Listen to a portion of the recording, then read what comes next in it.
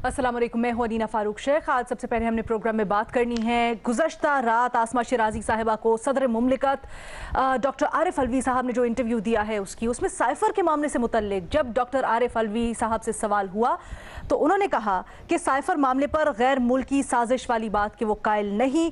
बहरहाल कुछ इबहाम हैं, कुछ शुबहात हैं इस सारे मामले के अंदर, जिसके लिए उन्होंने ये जो मामला है इसको दरख्वास्त के तौर पर सुप्रीम कोर्ट को भेजा ताकि इसके ऊपर तहकीकात होनी चाहिए। I am not convinced on the साजिश वाला पार्ट, मतलब मैं कायल नहीं हूँ कि साजिश हुई है, लेकिन कुछ ना कुछ इबहाम इसमें ज़रूर है जिसके लिए मैंने ये ख़त चीफ जस्टिस साहब को भेजा। बड़े वाज़े अल्फाज हैं सदर मुमलिकत के, लेकिन दिलचस्प बात यह कि अब से कुछ देर पहले ऐवान सदर से एक वजाहत जारी हुई है इस बयान से मुतल्लिक, जिसमें कहा गया है कि साइफ़र पर बयान सियाक़ो सबाक़ से हट कर पेश किया जा रहा है। सदर मुमलिकत ने इस तरह की बात नहीं की, बिल्कुल उसका मुख्तलिफ कॉन्टेक्स्ट था।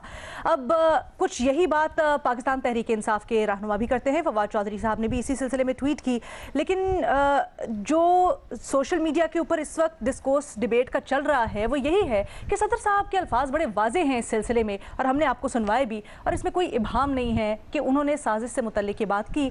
अब ये तशवीशनाक इसलिए है क्योंकि इमरान खान जो कि उनकी पार्टी के लीडर हैं वो पूरा का पूरा एक साजिशी बयानिया बनाकर चल रहे हैं आगे, और इसके ऊपर तहकीकात का मुतालबा तो वो कर ही रहे हैं। लेकिन सवाल ये पैदा होता है कि अब उन्हीं के सदर की जानिब से ये साजिश से मुतल्लिक एक सवालिया निशान क्या पाकिस्तान तहरीक इंसाफ के बयानिए को मुतासर कर सकता है? यही सवाल अपने तज्जियाकारों के आगे आज हमने रखा है, हाँ या नहीं, कि उनके पास ऑप्शंस हैं। हमें पैनल पर ज्वाइन करी हैं रीमा उमर साहिबा, सोहेल वड़ाइद साहब, हफीजुल्लाह नियाजी साहब और इरशाद भट्टी साहब भी हमारे साथ मौजूद हैं।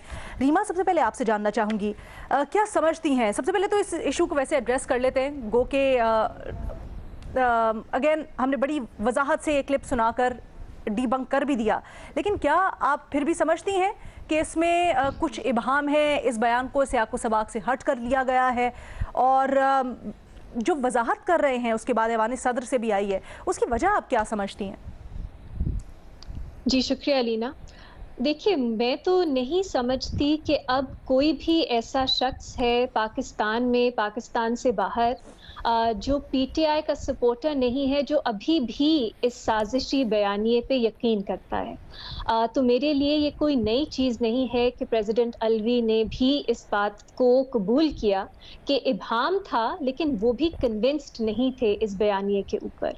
और ये देखिए, इसमें पूरा कंसिस्टेंटली हम देख रहे हैं, पहले तो जो बयानिया जिस तरह जल्दबाजी में बनाया गया, उसके बाद किस तरह उसको इस्तेमाल करके वोट ऑफ नो कॉन्फिडेंस जो है स्पीकर साहब ने उसको, उसकी जो मोशन था उसको डिसमिस कर दिया। फिर हमने देखा सुप्रीम कोर्ट ने अपनी तफसीली जजमेंट में कहा कि कोई एविडेंस नहीं है, अब हम कन्विंस्ड नहीं है कि ये जो साइफर है ये कोई यूएस कंस्पिरेसी दिखाता है। फिर हमने देखा नेशनल सिक्योरिटी कमेटी ने अपनी जो दूसरी उनकी मीटिंग थी वाज़े तौर पे कहा कि इंटरफेरेंस का मामला है, कंस्पिरेसी का मामला नहीं है। फिर हमने देखा DDISPR हो, बाकी सियासी जमातें हों, बाकी सब स्टेक होल्डर्स, उन्होंने यही कंसिस्टेंट पोजीशन ली कि कोई यूएस कंस्पिरेसी नहीं थी। वोट ऑफ नो कॉन्फिडेंस एक हमारा कॉन्स्टिट्यूशनल पॉलिटिकल मूव था। उसके बाद पीटीआई के अपने अंदर से हमने देखा, फवाद चौधरी साहब ने कहा अगर उनके एस्टैब्लिशमेंट से मामलात बेहतर होते तो शायद ये वोट ऑफ नो कॉन्फिडेंस ना होता। फिर हमने देखा पीटीआई खुद अमेरिका से ताल्लुकात बेहतर करने में लगी थी और लॉबिंग फर्म्स हायर हो रही थी। जो पहले इस्तेमाल करते थे वो तस्वीर, वो मीटिंग्स के सहाफ़ी जो हैं, पॉलिटिशियंस जो हैं वो मीटिंग्स कर रहे हैं, पीटीआई भी वही कर रही थी। और फिर फाइनली जो ऑडियो लीक सामने आई जिसमें नजर आ रहा था कि ये बयानिया किस तरह बनाया जा रहा है, क्योंकि मुझे अफसोस के साथ कहना पड़ता है पाकिस्तान में बहुत ज्यादा पॉलिटिकल चॉइसेस नहीं है। बहुत से ऐसे लोग हैं जो इमरान खान साहब पीटीआई को एक ऑल्टरनेटिव समझते हैं, लेकिन उनके साथ उनकी मासूमियत, उनके ट्रस्ट के साथ ऑडियोज में जो चल रहा था उसकी तस्दीक भी की दबे अल्फाज में। ये बताइएगा रीमा, क्या समझती हैं, क्या ये जो अब सामने आ रही हैं डिटेल्स, क्या ये मुतासिर कर सकती हैं उनका बयानिया? अलीना, मेरी नजर में वो बयानिया डिबंक हो चुका है। अब आप किसके लिए चाहती हैं कि ठीक वो है। असरअंदाज, किसके लिए वो बयानिया हो? क्योंकि एक कोर बेस जो पीटीआई की है वो बयानिए को माने या ना माने, लेकिन वो ओपनली नहीं कहेगी कि उनकी जो पार्टी है उसने झूठा बयानिया बनाया। ऑब्वियसली उन्होंने पूरा अपना जो वोट ऑफ नो कॉन्फिडेंस के बाद से उनकी जो पॉलिटिक्स है वो हेविली इस पे बेस्ड है। तो वो कैसे कबूल कर सकते हैं कि हमारा बयानिया गलत था, झूठा था? वो तो आखिरी लम्हे तक इसको डिफेंड करेंगे। और एक और बात आप शायद जानती हो, हाना अरेंट हैं, वो टोटलिटेरियनिज्म पे उन्होंने बहुत लिखा। उन्होंने कहा इस तरह का जब प्रोपेगेंडा बनाया जाता है टोटलिटेरियन लीडर्स की तरफ से, जब वो झूठा साबित भी हो जाए, उनके सपोर्टर्स तारीफ करते हैं अपने लीडर की कि उन्होंने क्या बयानिया झूठा बनाया, क्या सियासत की, कैसे अपने मुखालिफिन को हरा दिया। तो आप अगर अभी सोचते हैं कि आप फैक्ट चेक करके इस तरह का बार बार शोज करके हम पीटीआई की कोर जो सपोर्ट है उसको कन्विंस कर सकेंगे कि बयानिया उसको हिला झूठा था और सकते वो हैं, तो ऐसा कबूल नहीं होगा। करें, तो वो कभी नहीं हो सकता। क्योंकि चाहे ये ऐसे ही चले या चाहे ये प्रूव होता रहे, मैंने आपको 10 मिसालें दी, ठीक है। बार बार होता है। इरशाद भट्टी साहब, क्या यही वजह है कि हम देखते हैं कि जलसे जुलूसों में अब भी जब इमरान खान साहब और सुप्रीम कोर्ट जो है इन्वेस्टिगेशन करे, हाँ भट्टी साहब, क्या यही वजह है कि अभी भी जब इमरान खान साहब नारा लगाते हैं यही अमरीकी साजिश का, साजिशी बयानिया के बारे में बात करते हैं अपने जलसे जुलूसों में या प्रेस टॉक में, तो अवाम पीछे से बड़ी उसको चीयर करती है। अवाम को कोई फ़र्क नहीं पड़ता कि क्या हो रहा है क्या नहीं हो रहा है। क्या आप समझते हैं सदर मुमलिकत के इस चीज़ के बारे में करने से, इब्हाम जाहिर करने से या साजिश को ना मानने से कुछ फ़र्क पड़ेगा? नहीं, मेरा नहीं ख्याल कि कोई फ़र्क पड़ेगा। उस सवाल जो आपका है कि कोई फ़र्क पड़ेगा, मेरा नहीं ख्याल कि फ़र्क पड़ेगा। हाँ। बिल्कुल ठीक कहा रीमा साहबा ने। DGISPR ने कहा कि साजिश नहीं हुई। अदलिया में जब ये साइफ़र गया तो उस वक़्त चीफ़ जस्टिस साहब की रूलिंग जो आई, उन्होंने भी इसको इस काबिल ना समझा कि इस पर बात की जाए। अच्छा, कौमी सलामती कौंसल के 2 इजलास हुए, दोनों में उन्होंने कहा कि साजिश नहीं हुई, मुदाखलत है, अनडिप्लोमेटिक लैंग्वेज है। फवाद चौधरी साहब का, जैसे रीमा साहबा ने बताया कि वो कह रहे थे अगर हमारे इस्टेब्लिशमेंट से ताल्लुकात अच्छे होते तो हमारी हुकूमत ना जाती। और इसके अलावा बहुत सारे पाकिस्तान तहरीक इंसाफ के हाफ जो आधी सियासतदान हैं वो मानते हैं कि इसको हम साजिश नहीं कह सकते। लेकिन क्यों फ़र्क नहीं पड़ेगा? इसलिए एक तो बहुत देर हो गई है, साजिश या मुदाखलत से बात अब आगे निकल गई है। जो कुछ इमरान खान साहब ने ज़हनों में डालना था वो डाल चुके हैं। क्यों फ़र्क नहीं पड़ेगा? जब आप सोचिए कि let's play it, Imran Khan साहब की एक वीडियो आती है, उसके बाद आज़म खान साहब उसमें कह रहे होते हैं कि हम अपने मर्ज़ी से मिनट्स बना लेंगे, और फिर उसके बाद असद उमर साहब कहते हैं कि काश हम 10-12 दिन पहले इस लेटर को लेके चलते, और उसके बाद फिर इमरान खान साहब कहते हैं कि ज़रखेज़ ज़हनों में, आवाम के ज़रखेज़ ज़हनों में अपने मीर जाफ़र मीर सादक फीड करना है। उसके बावजूद यकीन करें कि मैं जब गलियों मोहल्लों में जाता हूँ तो कोई फ़र्क नहीं मुझे नज़र आता। कोई 19-20 हो सकता है लेकिन फ़र्क नज़र नहीं आता। लोग क्यों, मैं पूछता हूँ भाई ये देखें इमरान खान साहब ये कह रहे, वो कहते हैं भाई साइफ़र आया जी। अच्छा, ये उसमें तरीके अदम एतमाद का जिक्र था जी। अच्छा, ये तरीके अदम एतमाद से पहले की बात है, और हम कौमी सलामती कौंसल ने माना कि मुदाखलत है, अनडिप्लोमेटिक है, लैंग्वेज सख्त लैंग्वेज, अमेरिका इमरान खान को नापसंद करता था जी।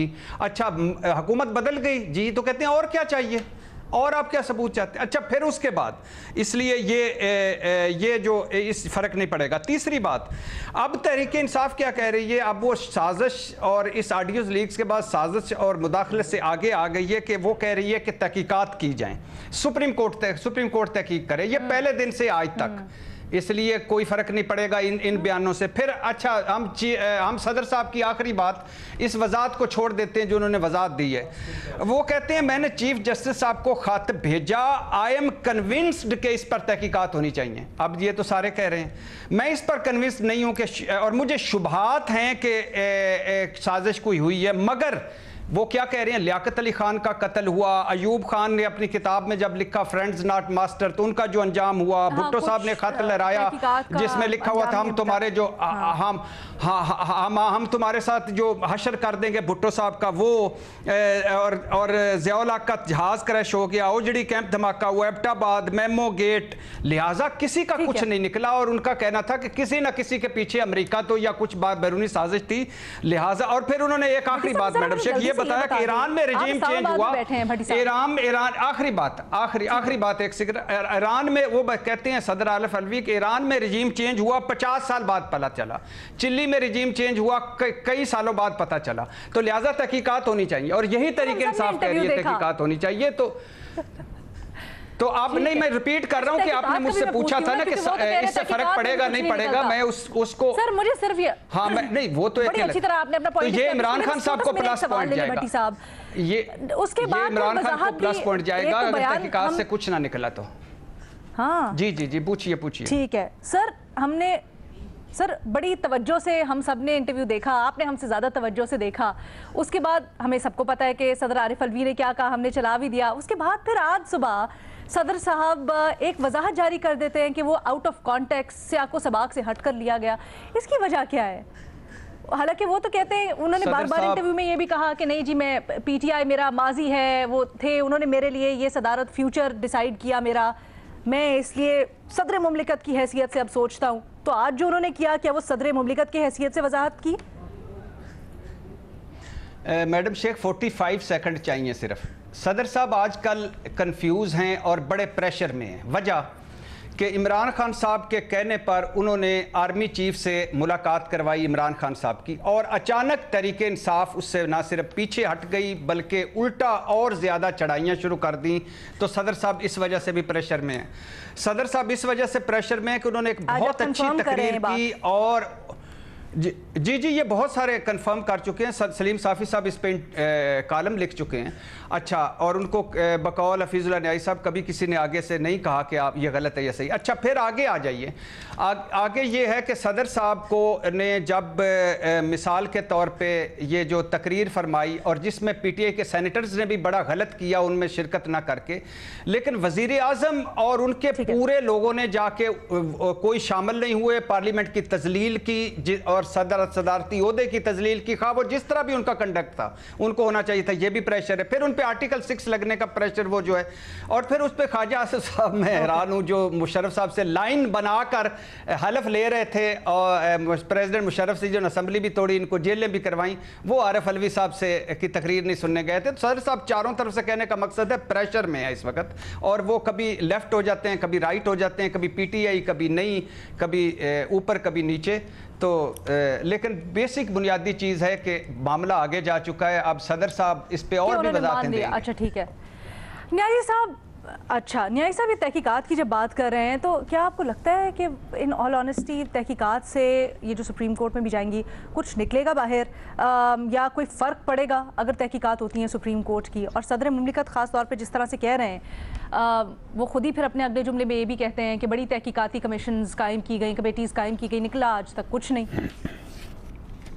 देखिए, जवाब तो मेरा भी नहीं में है कि कोई फ़र्क नहीं पड़ेगा, और जैसे रीमा ने कहा है और थोड़ा भट्टी साहब ने बात उसको आगे बढ़ाया है कि इमरान खान जो है वो उसकी रीज़न हम कुछ भी दे लें, मेरिट कोई भी ले ले, वो अपना बयानिया जो है जिन लोगों को उन्होंने बेचना था वहाँ रास्ते करा चुके हैं। और ये बिल्कुल सही बात की है भट्टी साहब ने कि वो इमरान खान आज तक प्रियम्प्ट कर रहे हैं। आज भी उन्होंने जो तकरीर की है ननकाना में, तो ये पिछले 5-6 दिन से अपनी गंदी वीडियोस के बारे में बता रहे हैं और फेक वीडियो बना के बता रहे हैं, और सिर्फ ये बता रहे लोगों के ज़हन में डाल रहे हैं कि अगर ऐसी वीडियोस आएँ तो ये इसको ना माने। हाँ। और ये तरीके वारदात उनका सिर्फ इस केस में नहीं है, हर केस में है। उन्होंने जब तक मैंने DGISPR ने जब इस पर वजाहत दी थी तो अगले दिन पता नहीं किसी प्रोग्राम में, तो मैंने कहा जी टू लिटल टू लेट। अब इमरान खान साहब इस बयानी से आगे निकल चुके हैं। अब आप देखें आगे जो करना चाहते हैं उसको आप प्रियम्प्ट कर सकते हैं या नहीं कर सकते। इमरान खान साहब ने इसमें उनको क्रेडिट दें कि उन्होंने पिछाड़ दिया है हुकूमत वक्त को भी सियासत में। उन्होंने जिस तरीके से जितनी उनको डाउनग्रेड किया है, जितनी ह्यूमिलिएशन की है और पब्लिक में किया है, मेरी तो इस जो ज़िंदगी आज से 6 महीने पहले की थी उसके अंदर मैं तसव्वुर नहीं कर सकता था कि मैं उससे मिलती जुलती को 1 मिनट 10 से बात कर सकूँ। जो अलवी साहब ने कही है, तो अलवी साहब बिल्कुल कम्प्लीटली कंफ्यूज्ड आदमी थे।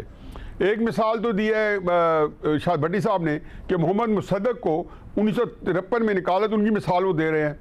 फिर उन्होंने मिसाल दी शायद अयूब खान की, फिर ज़ियाउल हक साहब की दी कि उनको, और फिर उससे पहले लियाकत अली खान की शहादत की दी, ज़ियाउल हक साहब का जहाज़ की दी। और उनका मतलब ये था कि जी इमरान खान साहब के साथ वो वैसी साजिश हुई है। देखिए बात यह है कि इससे मतलब यह है कि वो दरमियान में खेलना चाहते थे। अलवी साहब बड़े पढ़े लिखे आदमी हैं, उनको ये पता है कि मुसद्दक को निकालने की वजह जो छः का जो कू था वो एक बिल्कुल उसकी बैकग्राउंड थी, वो एक पूरा दुनिया से हट गई थी। जब ख्वाजा नाज़मुद्दीन को निकाला गया तो सीटो सेंटो साइन करना था, फिरोज खान नून को निकाला गया तो बटाबेर का अड्डा अमेरिका ने लेना था, भुट्टो साहब को शहीद किया गया तो पाकिस्तान के न्यूक्लियर प्रोग्राम की बुनियाद रख चुके थे। जब ज़ियाउल हक साहब का जहाज़ गिराया गया तो ज़ियाउल हक साहब ने न्यूक्लियर प्रोग्राम को मुकम्मल करके और उसकी ऐलान भी जारी करवा दिया था 1986 के अंदर कि न्यूक्लियर पाकिस्तान ने न्यूक्लियर तैयार कर लिया। नवाज शरीफ साहब को जब निकाला था 1999 में, अमेरिका का जरूर हाथ होगा, लेकिन उसकी वजह 1998 के अंदर उनके एटमी धमाके थे।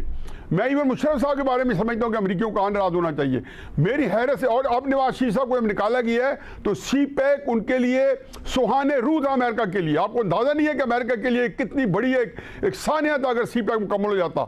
तो इमरान खान साहब, पहले तो मुझे ये बताया अलवी साहब कि इमरान साहब ने क्या वो किया अमेरिका का कसूर? क्या 5 अगस्त को कश्मीर इमरान ने बचा लिया है? क्या मई जुलाई में जब ट्रंप ने बुलाया था 2019 में, तो क्या इमरान खान ने साहब ने ट्रंप की बात टाल दी थी? क्या आफिया सिद्दीकी के केस का वहाँ पर उठाया था? क्या इमरान खान ने काम किया जो अमेरिका को नाराज होना चाहिए? मुझे बात आज तक, मैं इसकी खोज में हूँ। मैं मानता हूँ कि अमेरिका के हाथ पाकिस्तान की हर हुकूमत उलटने में कुछ ना कुछ होंगे। आज भी मैं समझता हूँ इमरान खान साहब को जो कुछ कह रहे हैं अमेरिका उनको फ्री में मदद देगा, क्योंकि मैं इस पाकिस्तान की तारीख में सड़कों पे हर हुकूमत चेंज होते ही देखी है और उसमें प्रैक्टिकल हिस्सा लिया हुआ है किसी न किसी मौके पे, यानी कि पार्ट था। तो मुझे ये कहना जी कि अमेरिका जो है कहाँ था या कहाँ नहीं था, ये अलवी साहब ने बिल्कुल कंफ्यूज थे। कहना वो ये कुछ और चाहते थे, बेचा कुछ और चाहते थे, समझा कुछ और गया। आज उसके लिए उनको वजाहत देनी पड़ी। वजाहत आप कब देखते हैं? जब आप साफ बात ना करें, जब आप कंफ्यूज बात करें, जब आप लफ्ज चबा चबा के बात करें। इधर के पूछे तो क्या, जैसे अपनी सोहेल वड़ाई साहब को हम कह रहे थे ऑफ कैमरा में, तो वो कहते हैं भाई उनको भी बता दें भाई मैंने आपके खिलाफ इतनी सख्त बात तो नहीं की। और दूसरे पूछे तो भी सोहेल साहब हैं, हमारे मुजीबुर रहमान शामी साहब हैं, सारे दोस्त हैं, इनको फन आते हैं। इमरान खान साहब को ये आरिफ अलवी साहब को फन नहीं आता, लेकिन ये जरूर है। आप देखो सोहेल वड़ाई साहब ने तवज्जो देना शुरू कर दिया ना, उस वक्त तो सोए पड़े थे जब तक इनका नाम नहीं लिया गया। तो बहरहाल एनीवे ये अलवी साहब की वजह जो बयानियों तो तब्दील नहीं होगा, लेकिन अलवी साहब जो कुछ किया है वो साफ नहीं बोल रहे, बोल सकते थे साफ, और बिल्कुल गलत कह रहे हैं कि जी उसके अंदर वो साजिश हुई है। कोई साजिश नहीं हुई। चाहे इमरान खान साहब हो या हमारे हफीजुल्लाह नियाजी साहब हो, ये आर्ट तो है दोनों में कि वो ना एकदम से जान डाल देते हैं। सोहेल साहब भी उठ के बैठ गए, भाई मेरा नाम हो रहा है, क्या हो रहा है। लेकिन सोहेल साहब ये जो बात की है नियाजी साहब ने, ये बता दें क्या वाकई में अब हमारी सियासत इस नहज पे आ गई है, इस नहज पे चली गई है, या इस लेवल पर आ गई है कि चाहे झूठ हो, तजादात से भरे हुए बयानात हों, चाहे इस तरह की चीज़ें हों जिनके ऊपर आपको पता हो कि झूठ बोला जा रहा है, लेकिन आवाम उसको बाय करेगी, इसके ऊपर चलेगी, ना सिर्फ ऑपोजिशन बल्कि हुकूमत भी इसी के ऊपर खेलेगी, और इसको कोई डीबंक करने का तरीका नहीं है, पता होते हुए भी सब कुछ। देखिए मेरा ख्याल है कि सदर अलवी जो है एक बड़े वेल रेड आदमी है, शायद हमारे पूरे सेटअप में वो वाहिद आदमी है तो मुसलसल किताबें पढ़ते हैं, किताबों का हवाला देते हैं, तारीख का उन्हें शऊर है, और वो तारीख का शऊर रखते हुए ये चाहते हैं कि कोई डायलॉग की सूरत, पॉलिटिकल डायलॉग की सूरत निकले। चुनाचे वो इंतहाओं को नहीं छूते, इसकी बजाय वो एक मिडल जो वे है उस पर चलना चाहते हैं। तो मेरा ख्याल है ये अप्रिशिएट करनी चाहिए, ये चीज़ तारीफ करनी चाहिए। वो चाहते हैं कि डायलॉग हो, वो चाहते हैं कि इलेक्शन की डेट तय हो, वो चाहते हैं कि जुडिशली ये चीज़ जो है साइफर वाली ये तय हो। तो मेरा ख्याल है कि उनका मौक़िफ़ काफ़ी हद तक सदर अलवी का ठीक है। सदर अलवी से आप इख्तलाफ कर सकते हैं, वो पीटीआई से ज़रूर आए हैं, लेकिन उनकी बातों में काफ़ी इत्तेदाल है, काफ़ी वो ऐसी बात करते हैं जिसमें अकल शऊर होता है। अब ये देखें, जैसे उन्होंने साइफर की बात की है कि उन्होंने कहा है कि उन्होंने जो, जैसे वो कह रहे हैं कि जी साइफर जो है मुझे इसके बारे में शुबहात है, लेकिन मैं खुद कन्विंस्ड नहीं हूँ। ठीक है, तो देखें कितनी उन्होंने शऊरी और कितनी अच्छी बात की है, जो लोग आम बातों को बंदों को सर फिर समझ उन्होंने अगले दिन अपनी बात की वजाहत भी कर दी। उन्होंने कहा नहीं मैंने ये तो नहीं, ऐसे तो नहीं कहा था। मैडम शेख, ये आरिफ अलवी साहब को सामने रख के सोहेल साहब ने सारी तारीफ अपनी की है, सारी तारीफ अपनी की है, अपना यानी सामने आरिफ अलवी साहब को रखा है। मैं ये समझता हूँ कि इस वक्त मुल्क में ऐसे लोगों की जरूरत है जो रिकंसिलिएशन की तरफ जाएं, जो ये कहें नहीं सर, वो रिकंसिलिएशन की बात भी सीधी सीधी तो करे ना। कल ठीक है हम डायलॉग की बात को सराहते हैं, हर चीज सराहते हैं, लेकिन सर कल उन्होंने कहा कि तहकीकात होनी चाहिए, साइफर की साजिश वाले बयानिए के ऊपर मैं नहीं यकीन रखता। आज वो कहते नहीं, कॉन्टेक्स्ट से हट के बात की गई। नहीं, तो क्या आपका ख्याल है वो पीटीआई को नाराज कर ले? जाहिर है उन्हें ये सूट नहीं करता कि वो पीटीआई को नाराज करें, तो इसलिए उन्होंने एक वजाहत जारी कर दी है। लेकिन उनकी बात तो बड़ी वाज़ेह है कि उन्होंने ये कहा है कि मैं चाहता हूं कि शक है मुझे, लेकिन मैं खुद कन्विंस्ड नहीं हूं।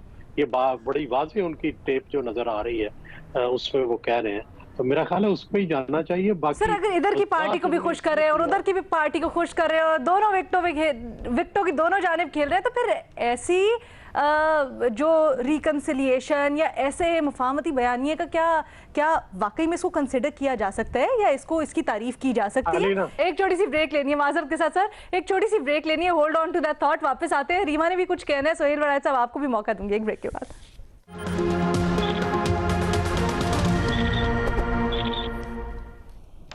ब्रेक के बाद खुशामदीद। हम बात कर रहे हैं सदर मुमलिकत के गुज़श्ता रोज़ के इंटरव्यू की, जिसमें उन्होंने कहा कि मैं साजिश पर, साइफर वाली अमरीकी साजिश के ऊपर कायल नहीं हूं, और आज फिर उन्होंने वजाहत दे दी। रीमा, सोहेल वड़ायत साहब बड़ा दिलचस्प तज्जिया पेश कर रहे थे। उनके ख्याल में सदर मुमलिकत जिस तरह का रोल पेश कर रहे हैं उसके ऊपर तो उनकी तारीफ होनी चाहिए, बड़ा क्लियर, बड़ा वाज़ेह, बड़ा मुफाहमती उनका रोल है। आप इसके ऊपर कुछ ऐड करना चाह रही थी? अलीना, मैं सोहेल वड़ायत साहब बेनिफिट ऑफ डाउट देते हैं लोगों को, सियासतदानों को, पॉलिटिक्स को, नैरेटिव्स को। मेरा इतना बड़ा दिल नहीं है। मैं प्रेसिडेंट अलवी साहब को बेनिफिट ऑफ डाउट नहीं दूंगी, क्योंकि मैंने देखा है उन्होंने अपने आईनी रोल की किस तरह तौहीन की है पिछले 4 सालों में।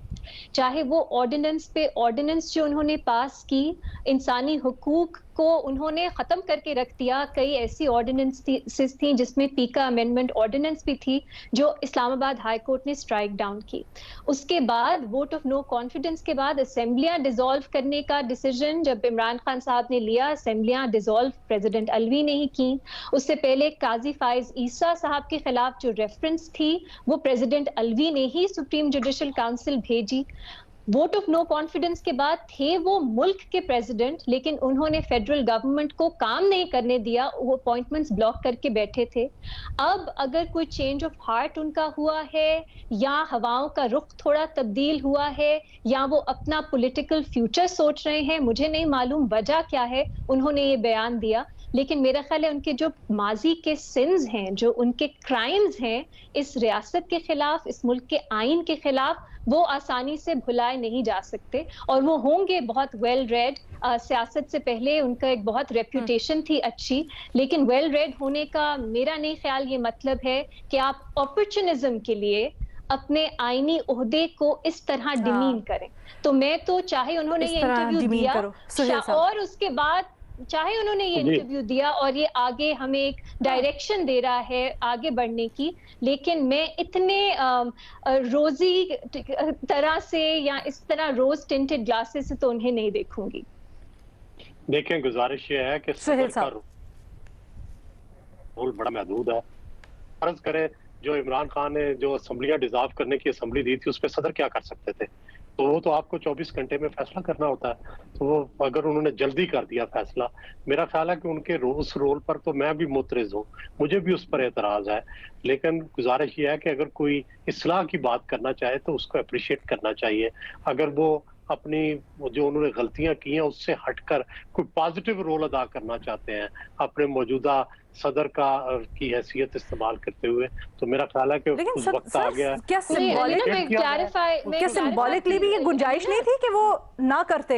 अलीना मैं क्लैरिफाई, कॉन्स्टिट्यूशनल, सुहेल वराइट साहब सही बात करें, कुछ चीजों में सदर के पास नहीं होती डिस्क्रेशन, लेकिन जस्टिस काजी फाइज ईसा की रेफरेंस में थी उनके पास डिस्क्रेशन। अगर आप वोट ऑफ नो कॉन्फिडेंस के बाद देखें, पीटीआई के जो गवर्नर थे उनको उन्होंने उसी दिन अपॉइंट कर दिया, उसी दिन निकाल दिया।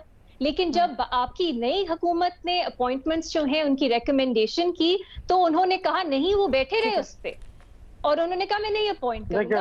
बहुत अरसे तक पहली बात यह है कि मेरा ख्याल है उस वक्त एक जज्बाती सूरत हाल थी। उस वक्त पीटीआई के लोग बड़े चार्ज थे, सदर तक भी मेरा ख्याल है उनके जज्बात का असर। सर ये तो ओहदे का टेस्ट आ गया है सुहेल साहब बात ये सुहेल साहब यहाँ पे लकूना ये है, सुहेल साहब लकूना यहाँ पे ये है कि कर रहे हैं, देखें यहाँ पे वो सही कर रहे हैं। ये लकूना ये है कि वो कंफ्यूज हैं, वो ना सही कर रहे हैं ना गलत कर रहे हैं। जो कुछ वो अब तक कर रहे हैं उसके अंदर लगता है कि वो क्या running with the hare and क्या hunting with the hounds.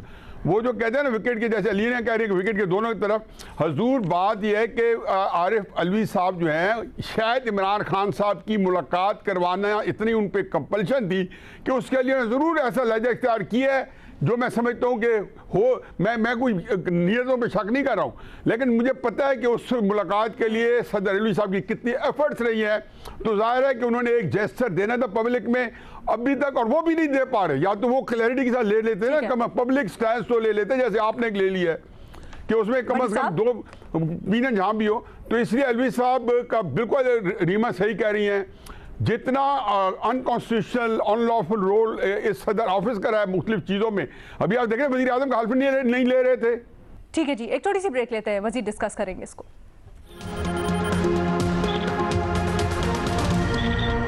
Break के बाद खुशामदीद। हम बात कर रहे हैं सदर मुमलिकत का गुज़श्ता रोज़ का इंटरव्यू पर। भट्टी साहब, सदर साहब अपने ओहदे के साथ इंसाफ कर रहे हैं या क्या अभी भी आपको लगता है कि वो पीटीआई के सदर ज़्यादा लग रहे हैं?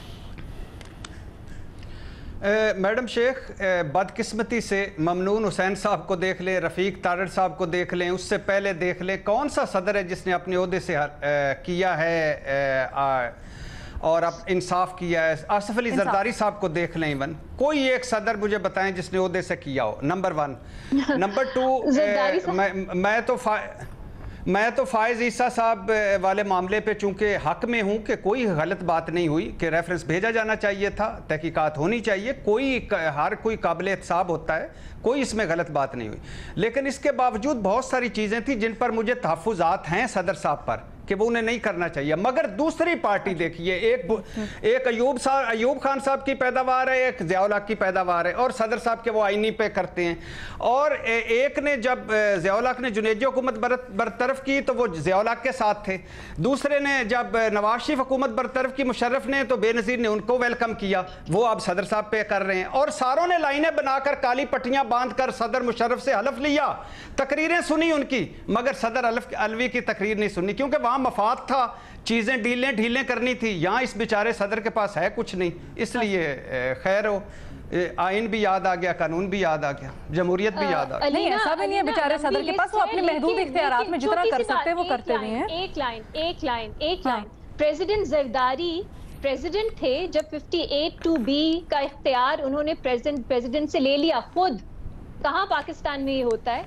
18वीं तरमीम जब पास हुई तो कौन प्रेसिडेंट था और प्रेसिडेंट के इख्तियार किसने खुद कम किए? तो हमारे पास ऐसे माजी में भी एग्जांपल्स मौजूद हैं। पॉइंट ये है मैडम शेख, मुझे अच्छा काम कर रहा है, आप उस काम की तारीफ कर सकते हैं, लेकिन इसका मतलब वो ये नहीं है कि वो सेंट बन जाए। मेरा सिर्फ ये है मकसद था पूरी बात करने का। और मेरा ख्याल है माजी में जैसे भी प्रेसिडेंट्स थे, हम अभी प्रेसिडेंट अलवी की बात कर रहे हैं, तो उनका जो रोल था वो बेहतर नहीं हो जाता कि माजी में भी लोगों ने उसी तरह की गलतियां की थी उससे। मैडम शेख, पहली बात, फिर एक और बात, एक दो जुमले मैडम शेख। पहली बात तो ये कि 18वीं तरमीम से बड़ा पुराना चले जाएंगे हम अगर आप उसके ऊपर बात करेंगे तो। नहीं मैं पुराना नहीं जाऊंगा, पुराना नहीं जाऊंगा, मैं सिर्फ वो एक 18वीं नहीं, मैं पीछे नहीं जाऊंगा, मैं आगे आ रहा हूं। बहस है सर, वो खुलेगी तो वो मैं उसको खुल जाएगा। अच्छा छोड़ दीजिए उसको, छोड़ दीजिएगा। एक दो जुमले कोई बात नहीं। मैं 18वीं तरमीम माजरत चाहता हूं, मैं 18वीं तरमीम पे बात कर ली, बेसिक चीज बनी। अच्छा आगे चले। बिल्कुल नहीं है, आप हक रखते हैं। चले सोहेल साहब के पास। सर आप हक रखते हैं, आप मुझे कहेंगे 18वीं तरमीम पे बात करनी है, मैं पूरा दिन एक शो 18वीं तरमीम के ऊपर डेडिकेट कर दूंगी। कौन कह सकता है कि ना बात करें, आपको कौन कह सकता है। लेकिन सोहेल साहब को ब्रेक लेने से पहले जरा मौका देना चाहिए। आप सब ने बात की, सोहेल साहब जरा अपना आर्गुमेंट भी पेश करें। सोहेल साहब जी, मैं ये गुजारिश कर रहा था कि जो चीज राइट डायरेक्शन में है, जो उन्होंने अच्छी बात की है उसकी तो तारीफ करें। चलो जो उन्होंने गलत किया या जो आपको अच्छा नहीं लगता उसको तो आपने कंडेम कर लिया, लेकिन इस चीज को, मौजूदा चीज को तो अप्रिशिएट करना चाहिए कि उन्होंने हक की बात की है। 6 महीने से गुजारिश है कि सब कह रहे हैं कि जो वो हक की बात कर रहे हैं वो टेक्निकली तजादात से भरपूर है। ठीक है, अच्छा है। सोहेल साहब जो बात सोहेल साहब को पसंद आई है उसकी वो तरदीद कर चुके हैं, वो तरदीद कर दें, कहते मैंने कही नहीं है। सोहेल साहब को वही फसाने में वो बात पसंद आ गई जिसका वो जिक्र ही नहीं है, वो कहते हैं।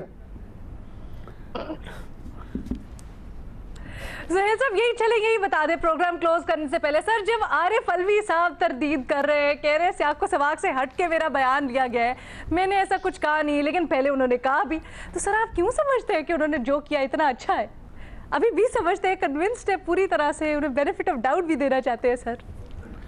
वो बात उनको, क्या ये खुला तजाद नहीं? वो बात उनको अच्छी लगी जिसका फसाने में जिक्र ना था।